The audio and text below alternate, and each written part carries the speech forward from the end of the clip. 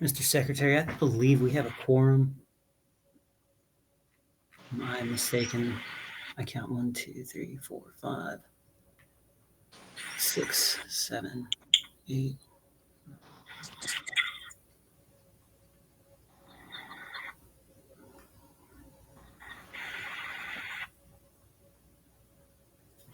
Yes, that's 16. Okay, so given that we have a quorum, I will call this meeting to order. If there's no objection, the agenda is adopted. And the first thing on the agenda, and the only thing on the agenda, because you can only deal with one thing on a special called meeting, is the Joint Fundraising Committee. And I will give the gavel to Mr. Allen, if he would be so kind and so willing. Yes. Okay. Hello, everyone. We are going to be following the rules for this meeting. So I hope everyone is familiar with Appendix A. The way we're going to do this is we will have structured debate followed by regular debate with a total time of 45 minutes. And when we are approaching the 40-minute mark, I will give a 5-minute warning. And I will entertain motions to extend debate for 15 minutes at a time, should anyone choose to make such a motion. Right, Mr. Bell, I will give you the floor to make a motion. Okay. I move that the Executive Committee of the Libertarian Party of Georgia authorize the chairman to sign all contracts related to the Joint Fundraising Committee with Team Kennedy and the Libertarian National Committee. Is there a second?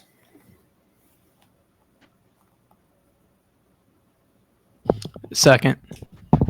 Okay, it has been properly moved and seconded. Mr. Bell, you have the floor to give opening remarks.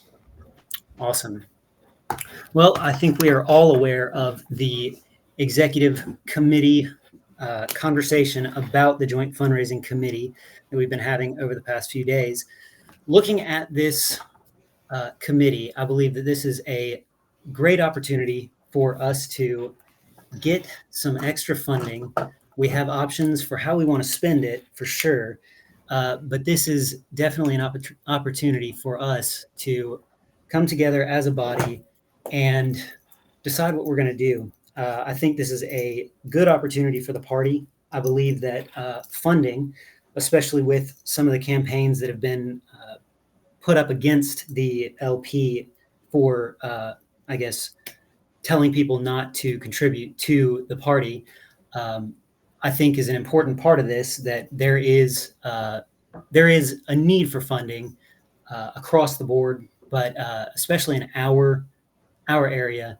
I think the state party having a federal level funding source for a short-term period for seed funding for things like the CRM, if we can do that, or the opportunity that we've talked about in the past for ballot access lawsuits, for getting a federal candidate on the ballot so that we can move forward with some of those pieces of, I guess, lawfare against the state of Georgia that has been keeping us off the ballot and working in back rooms to keep our people from having their voices heard, and the people of the state of Georgia to hear their voices as well. So for me, this is an opportunity for us to get on board with what some other states and the National Committee has done. There's an opportunity for us to get a significant portion of money from the Joint Fundraising Committee with Team Kennedy. The Joint Fundraising Committee currently has had 2 states that we know of for sure that have received $6,200 and $5,000 respectively. That would be Colorado and Connecticut. And they have gotten that. It's cleared the bank. The money comes to the party first and goes out to the, thank you, Mr. Placey, goes out to the Joint Fundraising Committee. So from there, we would be able to track all the receipt of funds, we would be able to send it out. And it has been confirmed that the money is there. And I've been speaking with the chair of the National Party as well, and have been asking a lot of the same questions that have been asked. And I've received some of those answers. Expenses, there are none. Your time is up. Okay, I will cede the floor. All right, thank you, Mr. Bell. Does anyone else would like to speak in opposition? Okay, Mr. Craig? I'm sorry. All right, a couple things is, do we know the checks for the Colorado and Connecticut was for multiple months or for 1 month? If we do this fundraising and they cut us a check, we won't get it until after November 1st, I would assume. It takes probably at least 30 days to know how much we raised and then to be able to cut the check. So it appears that this money, even if we raised any money, would be after the general election. The next thing is I would ask is, will that money, the 11,000 raised, would it now be divided by 3 states or 4 states or 5 states, and therefore would be significantly less? So those are some of the questions I would ask. Would like to know before we join into it. I would also like to point out that Colorado was one of the states that attempted to put RFK on the ballot. So for them, they were there obviously to assist RFK as much as possible. Obviously, they had the huge falling out in Colorado when their chairman tried to put RFK on the ballot and got rebuked. But for me, I would obviously recommend that we don't do this. To me, it's assisting other campaigns and other parties, helping them to raise money where we need to not be doing that. We ought to be raising money for ours. If there's an amount that we think we would raise, what would that number be and what would we use it for? And how come we're not trying to raise money like among ourselves? I'm not sure how many XCOM members have raised money or made calls to raise money. I would love to know that information.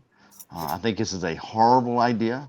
I think it sends a message that we don't have a spine.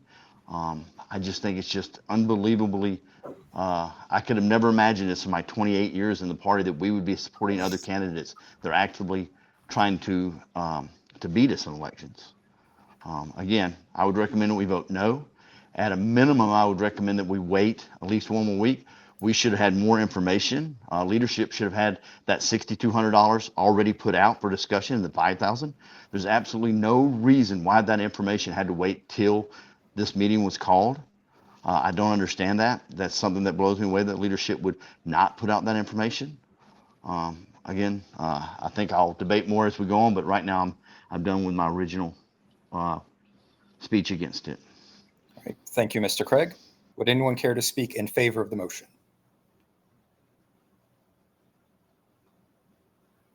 Anyone in favor? Ms. Salvia.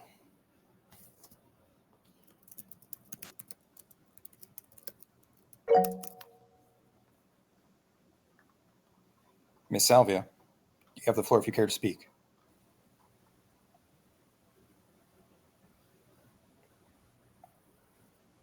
Miss Salvia, you are muted, or it looks like you just came off mute.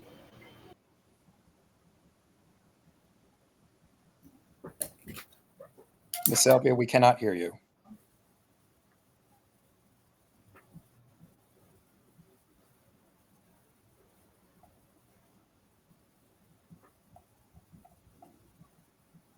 Okay, well, while Ms. Salvia is working on her technical issues, is there anyone else who would care to speak in favor of the motion?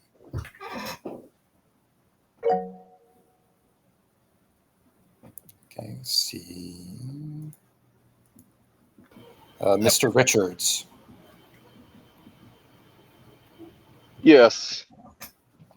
This is, I believe, an unprecedented opportunity. And I do not believe we are selling out because we are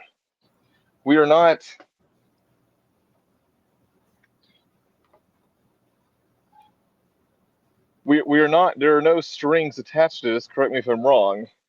We are not doing this in exchange. We are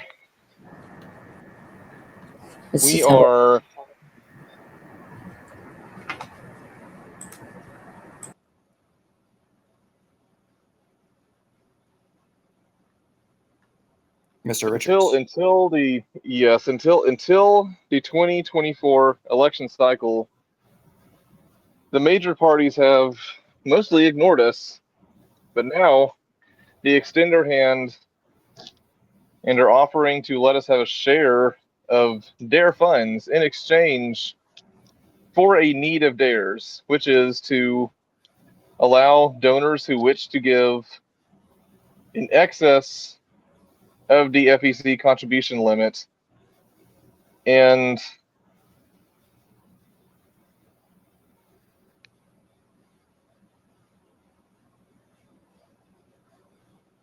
we and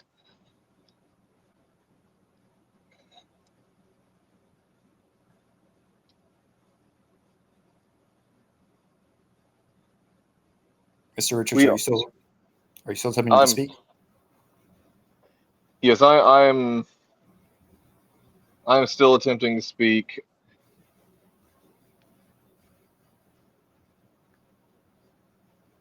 So some may say that we should not accept help from major parties. However, RFK is not the worst of the worst of Republicans and Democrats. He is on the same page of us when it comes to vaccine mandates, and at least a few wars. I yield my time to Miss Salvia, if that is in order. That's not in order, Mr. Richards. You have 30 seconds remaining. Yes. I urge that we vote yes, and that we keep our mind open to, within reason, coalitions like this, coalitioning and in the future. And after, yes. Okay. Thank you, Mr. Richards. Mr. Graham, would you care to speak against? Yep, thank you. So I wanted to open this up by saying that this likely is an FEC violation to have the Joint Fundraising Committee the way that it is currently structured, at the very least. The FEC makes it pretty plain that none of this should be used to increase the contribution limits for any particular candidate or committee in the context of a campaign, in excess of the $6,600 per individual. It doesn't raise the contribution limit from that for any particular candidate in general. That the FEC hasn't challenged it yet isn't really evidence that it's not a violation. They often are late to things. They often are miss things. So I don't think that it hasn't been challenged yet isn't evidence that it's not a violation. So I just don't think we want to get tied up in all that. And going a little further, the legal text on the website does seem to back that up, saying the allocation formula may change if following it would result in an excessive contribution. And so, I think that they know that. I will also say that the legal text on the website is a little different from the graphic that was shared with the group. It says the first X dollars from a person will be allocated to Team Kennedy. The next Y dollars will be allocated to the LNC, and any additional funds will be allocated to the state parties. It also says that contributions will be used or may be spent on any activity as each committee determines in its sole discretion. That doesn't seem to be true because I believe 90% of, based on the graphic that was sent, 90% of the amount allocated to the LNC or state contributions will actually have to be used for Team Kennedy. So that's a lie. And so the graphic says $6,600 to Kennedy, but then the next X dollars to the LNC with 90% to be spent on the Kennedy campaign and additional funds allocated to state parties with 90% to be spent on Kennedy. So those two things don't match up. We haven't seen the agreement that's being considered yet, so I don't know what the truth is. I have no idea what's being considered, and no one else really on this call does either. Maybe Jared does, but we can't be sure because we've never seen it. I also, we shouldn't be considering helping Trump, and this helps Trump. The website is Kennedy and Trump shaking hands. The emails that go out for this say you got to support Trump. This is going to support Trump. Like, they're very explicit about it. So like, that's what we're signing on to do, is to help Trump. And our participation does enable them to raise additional funds according to what their, what our claim is, even though the FEC claim is that it doesn't. So that's what we're trying to do here. That's what we're considering, though. So yeah, I didn't join the LP.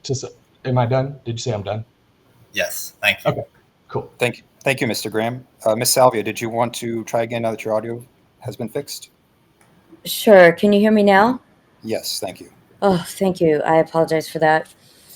So just a couple of things. I would like the committee to honestly and logistically and have some critical thought about this. If we participate in this venture, in this business deal, in this situation that would put us on the map, that would give us credibility, because we would be on the same playing field as, and not, I'm not talking about, oh, we're going to be thought of as, as how Trump is being thought of or RFK is being thought of. What I mean is we're being put in the same room with the big boys. And it's a huge step for the party, because I've heard, I'm a little newer than a lot of these people here on the XCOM call. However, I've heard that, the Libertarian Party wasn't really taken that seriously for many years, many decades, maybe even since inception. And people like Ron Paul helped, people like Dave Smith helped, people like Spike Cohen helped, and our current chair, they've helped to give the party some credibility, and people are starting to wake up that to the fact that the Libertarian Party matters. And so anyway, going back to what the beginning of my sentence is, I just wanted to say that the fact that these types of this caliber of people, such as RFK, who, by the way, is doing tons of work, has devoted years of his life to help kids, to protect kids through his Children's Health Defense, and to educate people about the damages of that's happening to kids through the CDC schedule of 78 doses of vaccines by the time they're 18. That's another story. What I'm trying to say is, does anyone truly think that it's going to matter at this point, a month away from the election, whether Trump gets a few extra bucks because we participate in this business deal? And oh my gosh, you mean it's not this unethical thing. I just want to really remind people again. Thank you, Ms. Salvia. Your time is up. Okay, thank you. Thank you, Ms. Salvia. Ms. Williams. Yes. I'd like to speak to the federal funding source, as the chair called it. This euphemism for a pittance that is being paid for selling out our integrity and our principles to one big boy. Let's not pretend this puts us on an equal footing. We are being used. Get on board and get used by the establishment is not a persuasive argument. They are extending their hand to us to use as a shill and a pass-through to launder their money, which is illegal for them to accept, with or without us providing political cover. Does anyone actually believe that a major party is offering to help us in our interests? We just apply some critical thinking, as Ms. Salvia said. It is just as likely that they're trying to tie us up in $1 million worth of FEC fines, which is the fate that befell Ross Perot's Reform Party. They cannot run a candidate without paying back all the fines. They've been neutered with this playbook. Apparently, talking points went out that we're supposed to refer to this as an unprecedented opportunity, but it is not unprecedented. We have had $5,000 donors in the past, and we might again if we can get to some principles rather than partisanship, which this puts us smack in the middle of. It puts us on one side of a duopoly and justifies a lot of the criticisms that have been lobbed at libertarians over the years that people have put many, many, many, many years and hours into undoing. We are not an arm of the Republican Party. We should not sign on to an agreement, which again, we've not seen, except that we would like to be an arm of the Republican Party's fundraising machine. That is all we know we are voting on tonight. And I say no. Thank you, Ms. Williams. Is there anyone else who has not gone yet who would like to speak? Mr. Johnson. Mr. Johnson, you have the floor. Yes, thank you. Can y'all hear me? Yes, we can. Just very briefly, I'd like to speak in favor. I think this increases the influence of the Libertarian Party of Georgia and the Libertarian National Committee in a time when, for whatever reason, for a perfect storm of reasons, the LNC and the affiliates are in disarray or at a low point, and it's having us in the mix, having our influence increased. That's even more important to me, and I also think that we will receive financial benefit, and we'll use that for good. And that concludes my remarks. Thank you all. Thank you, Mr. Johnson. Ms. Austin. Thank you. To the points that this is going to establish influence or credibility, I would have to challenge that. I think Laura's point, it doesn't give us credibility. It shows that we are rather foolish. And I think it makes us sort of a laughing stock because I think we are being used. And if we're doing that for a small sum in the neighborhood of $5,000 to $6,200, my big concern is that we are sacrificing future donors because we as the executive committee are the governing board of the Libertarian Party that was established to run libertarian candidates and to support those candidates. And it is our job we have an obligation to fulfill that purpose. We are not fulfilling that purpose if we are assisting Chase's opposition to raise additional funds. And I'm concerned that potential future voters, members, and donors will see that as us not fulfilling that obligation. And why would they continue to donate to us? Why would they ever donate to us in the future if they haven't already, if we're not fulfilling our stated goals? Because we are basically saying we're going to be supporting the Republican Party. And I think it's perfectly fine for all of us to do that individually if that's your choice. But as a board, we have an obligation to our members who are members of the Libertarian Party of Georgia. And when they see us abdicating that responsibility, I think we're going to really risk losing those future donors. And for $5,000, that is not a very good trade-off. Because the potential, maybe our treasurer can speak to how much do we bring in every year. Pretty sure it's more than $5,000. So why would we sacrifice future donations and future memberships for such a small little sum of money? Thank you, Mr. Newton. Your time is up. Good. Thank you, Ms. Austin. To answer the question in the chat, you have to be a member of the executive committee in order to speak in this meeting. Mr. Boykin. I'm in favor of it. I have yet to hear a convincing explanation of how money is going to be used against our candidate in any active race that's being run where our candidate is being opposed by the Kennedy campaign. So I don't think that's a powerful objection. And I also haven't heard any objections that really explain that the LP's not been properly advised about the legal issues involved. It appears that they have been to me. And so I think that the objections have been raised are not powerful, but that it does give us an opportunity to raise money that we otherwise wouldn't have. And that's more money for the LP.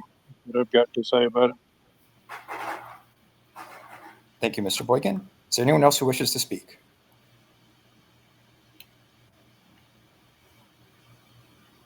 Anyone else who wishes to speak? Mr. Rich, is there anyone else who has not gone yet who wishes to speak before we do that? Okay, seeing none. Mr. Sheehan. Brian, can you hear me? Yes, I can. Thank you. I'd like to address the issue of FEC violations. It was stated that this is going to violate contribution limits. I think that's untrue. I think we should understand some facts here and not bow to fear. I think these are just scare tactics being used about legalities. The joint fundraising apparatus has been used by other parties before, including the Hillary Clinton campaign in 2016. the Trump campaign, the Green Party in 2020, and even the Libertarian Party in 2016. This is a commonly used avenue for raising money, and it's part of our right as a party to use this.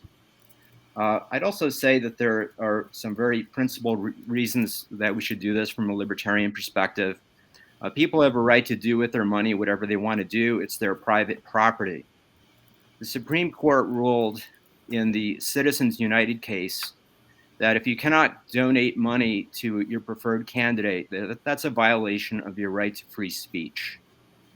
So these FEC limits on contributions are actually, from a libertarian perspective, violating our free speech rights.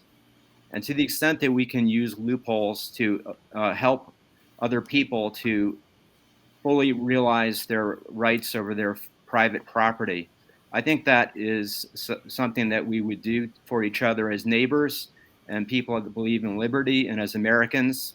And even if that other individual is voting for Trump or voting for another party or voting for a Democrat, I don't even care. And even if I wasn't getting any portion of the fundraising to do it, I think it would be very principled and libertarian to help people fully exercise their rights. Thank you, Mr. Sheehan. Your time is up. Thank you. Okay, Mr. Craig. Yeah, again, I would like a couple of questions answered before we vote on this. The 2 states that have received money, is that for 1 month or multiple months? If it's 11,000 over a 4-month period, that's not very much money. Has the fundraising changed significantly over the last 30 to 60 days since RFK is no longer running? So we're fixing to jump on a dead horse and try to ride it. And then what's the chance that we're going to get that money before the election gets here? So it looks like we possibly might be voting for something where we won't get very much money. And when we do get it, it'll be very little. And after the election, I recommend that we get those answers before we vote on this. It doesn't appear that this is a very good financial deal for us for selling our soul for such a little amount. Again, I recommend that we vote no. I would love to have the answers about how many of these states have gotten this money over how many months. Has that number decreased over the last 30, 60, 90 days since RFK has dropped out? And what is does anybody have any idea what kind of check we would get if we sign on to this? Again, I would be willing to bet $1,000 with Gerald that it will be very little. If we sign on to it and we don't raise any, I think he should pay $1,000. If we get on there and we raise 2, I'll donate $1,000 bucks. But I'm going to say we should back it up with our own money. And if Jared thinks this is worthy, then he should put his money where his mouth is. I, again, recommend that we vote no. Right. Thank you, Mr. Craig. Mr. Richards, did you wish to speak? Yes. So to Ms. Williams' point, the exchange is mutually beneficial, regardless if either of us have the interest of the other in mind. Kennedy is no longer running. Yes, he is supporting Trump, but after this election cycle, if Trump wins, he will not be able to run again in 2028. And also, let's be honest, and this would be, Chase, this is not a knock on you. This is true regardless of who we nominated. Our presidential nominee will not be winning the election. Therefore, what reason, how strong is the incentive of the major parties to put us down? Particularly Kennedy, who's no longer in the race. I think they have formed this committee with us, and for that matter, came to our convention to speak because they believe they need our help. And I don't believe this adversely affects us. If anything, I mean, let's be honest. They would have gotten their money one way or another. The major parties who are in power simply have to rewrite the rules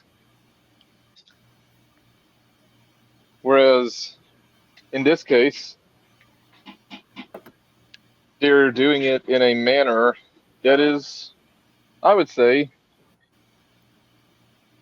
in good faith. Thank you, Mr. Richards. Your time is up. Is there anyone else who cares to speak? Mr. Moldenhauer. Hey, everybody. I'm glad we're having this discussion because it seems like there are a lot of details and we want to know information foremost. And I would definitely like to see the documents and more information surrounding the details. I've seen a bit about this formula, answering some other people's kind of questions and concerns kind of to the case of the Reform Party and generally how the FEC's fines tend to work based on talking to more people who know about in-depth FEC regulations. It seems more specifically if we were to spend expenditures on something that wasn't qualified. Joint funds like this are pretty common across the board. But that being said, it seems overall, one more thing before that though. And to answer to Christine's point, the amount of total revenue and generally the amount that we as the Libertarian Party deal with is around the amount of like 40,000 a year. So if we were to get a $5,000 or $6,000 check, that's quite a bit, but that's more up to discussion about what we're willing to trade that for, because it seems like both sides are talking about principle and potential losses or gains based off of influence on either side. And I would just like to know more about what people expect and how we can kind of see something more concrete on either angle than this, than something more theoretical. Thank you. Thank you, Mr. Moldenhauer. Is there anyone else who cares to speak? Anyone who wishes to speak?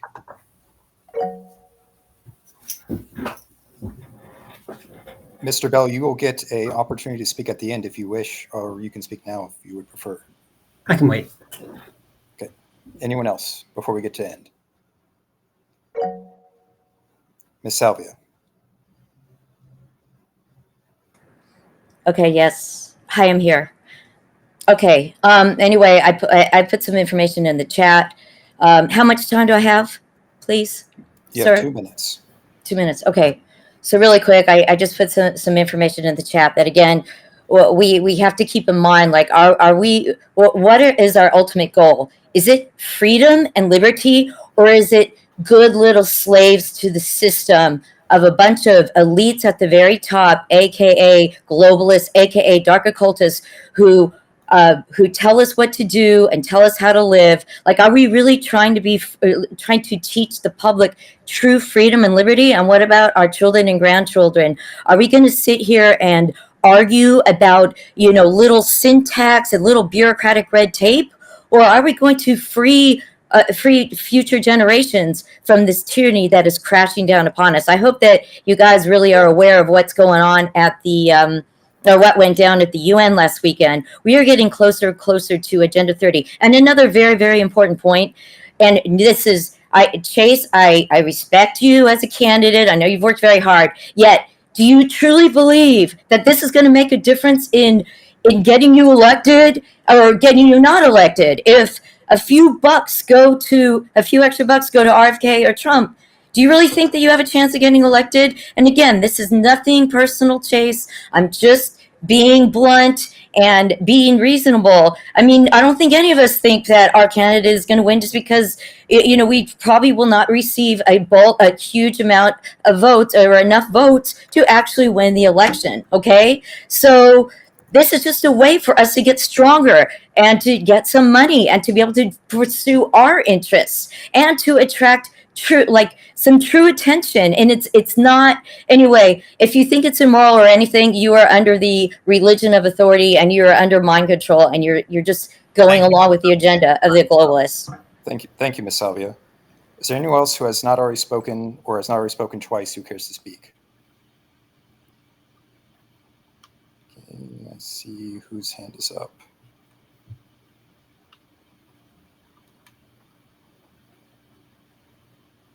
Whose hand is up right now? I believe that would be Mr. Craig. Mr. Craig. Mr. Craig, you have already spoken twice. Is there anyone else who cares to speak who has not already spoken twice?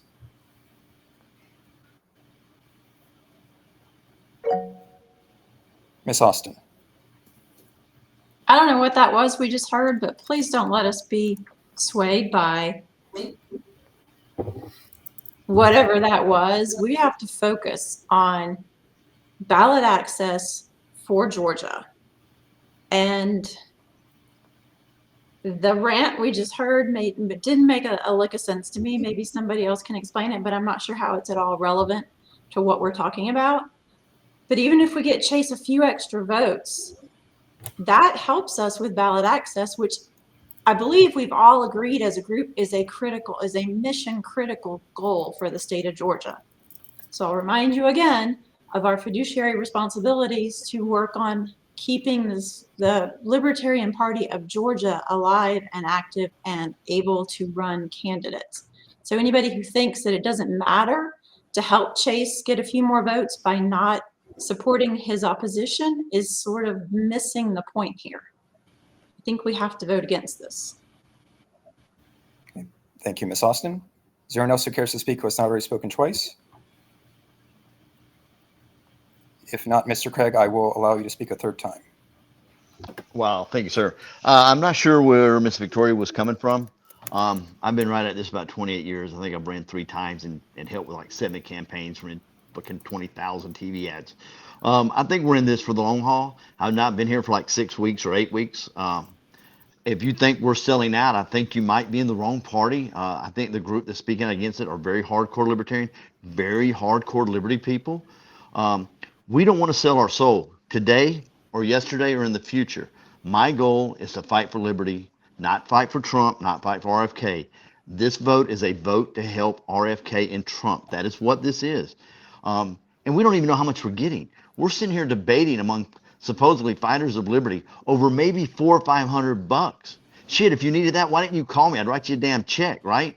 But better than that, why don't we all write a check for $400 or $500, $1,000 if it's really that important that we have to sell our soul for it? So if there's a number you think we can get, spit it out there and let's raise it tonight instead of selling our soul.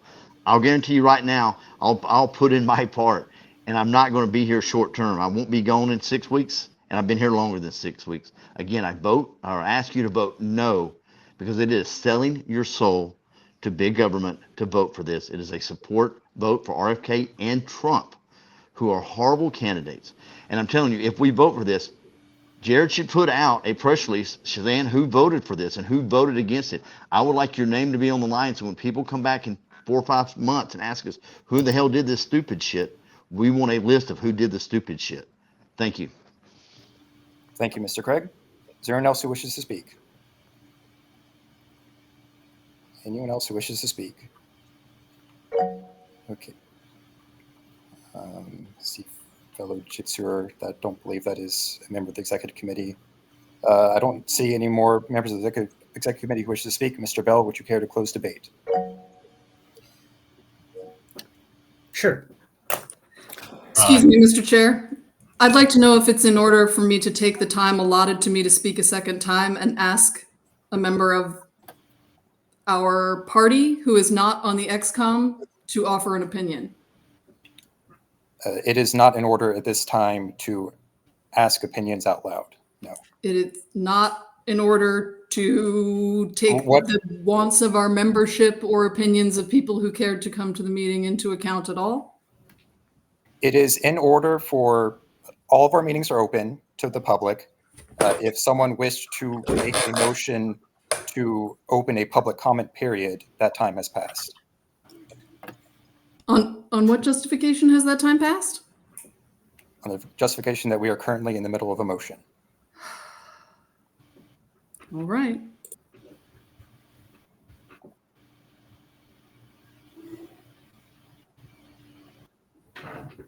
Mr. Bell? Okay. So we've heard a lot tonight. We've heard a lot of, I think, emotional arguments. We've heard a lot of this is criminal, this is illegal, these are things that we can't do. That's simply not true. We've heard some things like we're taking a pittance from a big party for doing something and they're using us. Well, yes, they are. But that's the same with every interaction in the free market as well. You're just trading your dollars for their carrots. They're using you. Yes, they are using you, but you have a self-interest just like they do. We all have self-interest. This, I believe, is in the best interest of the Libertarian Party of Georgia. Taking this money, using it for our ends, using the very money that would go and the donor information that would go solely to RFK, being able to use that for ourselves to be able to hopefully at some point convert those people to libertarianism, to be able to take their money and bring it around to us. Somebody who can get on board with not being a regime shill, I trust a lot more. Are there things that are wrong? Yes, absolutely. Are there things that RFK believes that are statist? Absolutely. But if his supporters are still following him, I believe that they could be won. I believe that we have a ripe field here that we can go after. We are taking human action, as Mises would say. We're making the best of a bad situation. Georgia is doing things behind the scenes to make our party unable to get on the ballot. You see that Cornel West and Jill Stein are on the ballot now. That's no coincidence that they are on there. Thank you, Mr. Bell. Okay. Okay, debate is now ended. Are there any motions that anyone wishes to make before we vote? I move that this vote be conducted using a roll call. Okay, is there a second? Second. Second. Is there any objection to conducting this vote by roll call? Okay, hearing none, this vote will be conducted by roll call. Okay, so I will go through all of the members of the executive committee in alphabetical order, and you can vote aye, nay, or abstain. Before you begin the vote, right, Mr. Graham, did you have a motion? No, sorry, it was to make the same motion. He just got there first. Okay, thank you. Okay, please proceed, Mr. Secretary. And to restate the motion before we begin the voting, the motion is that the Executive Committee of the Libertarian Party of Georgia authorize the chairman to sign all contracts related to the Joint Fundraising Committee with Team Kennedy and the Libertarian National Committee. Ms. Austin. I vote no. Mr. Barker. Yes. Mr. Bell. Yes. Mr. Boykin. Yes. Mr. Craig. Because I want to sleep well tonight, I vote no. Mr. Cunningham. Vote aye. Mr. Dolan.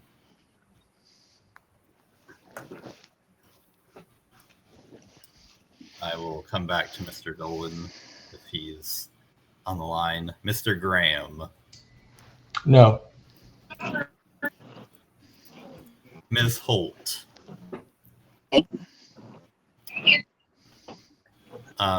Ms. Holt. Yes, can you hear me? Oh, yes. Hello. Sorry, I'm on my phone driving. Nay. Mr. Johnson. Aye. Mr. Lindborg. Aye. Mr. McKinney. No. Mr. Moldenhauer. Aye. Mr. Mosley. Can you hear me? Yes, Mr. Mosley, we can hear you. Okay. A big fat no. Mr. Phillips.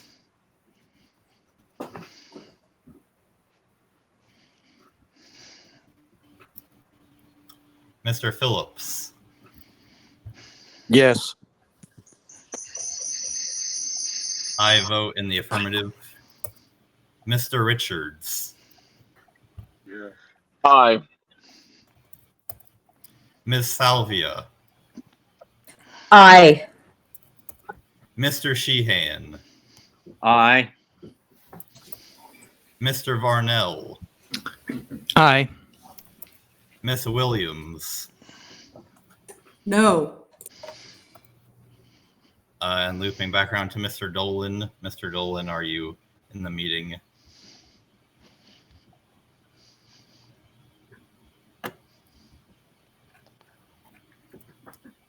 Does not appear that he is.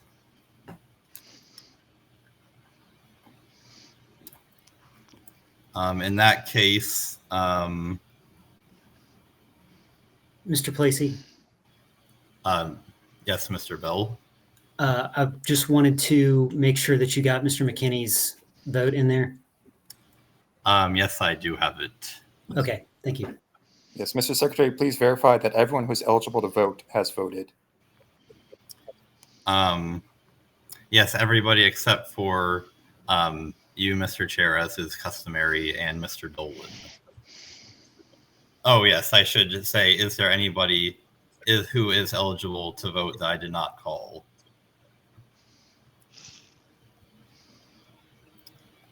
I will take that as a no. The motion passes with a vote of 13 in favor and 7 against. Thank you, Mr. Placey. I will now return the gavel to Mr. Bell. All right. Thank you, Mr. Allen. Given that this is a special meeting and there can be no other items of business, I will entertain a motion to adjourn. Motion to adjourn. Is there a second? Second. Second. We'll go directly to a vote from here. Those in favor of adjournment?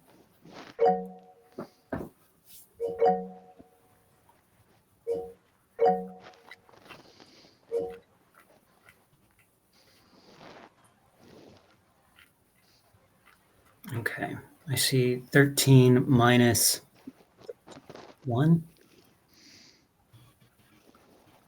12. Okay, y'all can lower your hands.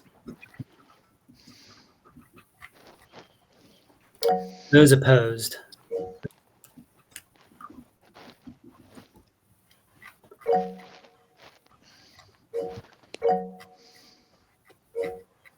My apologies about that. If you could hear that alarm. No, we didn't actually. I think you're good.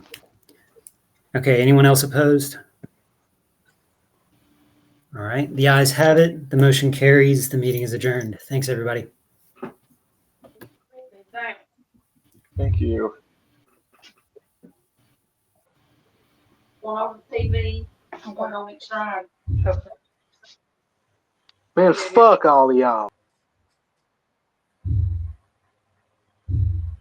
Say that again.